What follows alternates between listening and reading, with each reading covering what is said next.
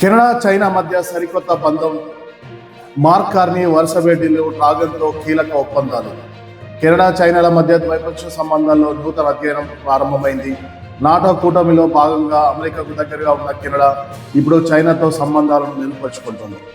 China అధ్యక్షుడు జిన్పింగ్తో Canada ప్రధాని mark Carney గత ఏడాది అక్టోబర్లో దక్షిణ కొరియాలో భేటీలు నిర్వహించిన సంగతి తెలిసిందే.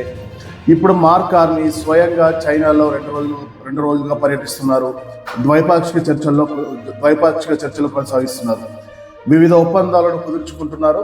తమ దేశ ఆహార ఉత్పత్తులపై తక్కువ సుంకాలకు ప్రతిగా చైనా ఎలక్ట్రిక్ కార్లపై విధించిన 100% సుంకాలను తగ్గించేందుకు అంగీకరించినట్టు కార్నీ శుక్రవారం ప్రకటించారు.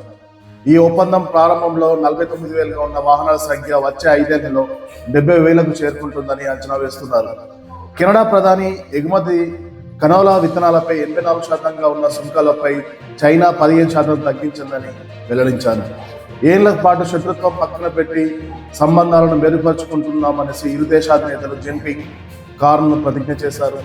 8 ఏళ్లలో చైనా సందర్శించిన మొట్టమొదటి కెనడా ప్రధాని కార్ని కలించారు.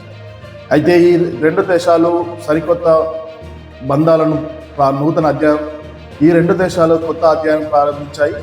దీనికి ఇప్పుడు అమెరికా నుంచి కౌంటర్ వచ్చే అవకాశం ఉంది. ఇన్ని రోజులు నాటో కూటమిగా అమెరికాకు దగ్గరగా ఉన్న కెనడా ఇప్పుడు అమెరికాకు బద్ధ శత్రువు అయిన చైనాతో సంబంధాలను మెరుగుపరుచుకుంటుంది కెనడా. అయితే దీన్ని అమెరికా నుంచి ఎలా ప్రతిఘటన వస్తుందనేది వేచి చూడాలి. చైనా మాత్రం దాని విస్తరణ వేగంగా విస్తరించుకుంటూ పోతుంది. ఇప్పుడు అమెరికా పక్కనున్న కెనడాలో కూడా పాగా వేయడానికి ఆ దేశంతో ద్వైపాక్షిక సంబంధంలో కీలక ముందడుగు పడిందని చెప్పుకోవచ్చు.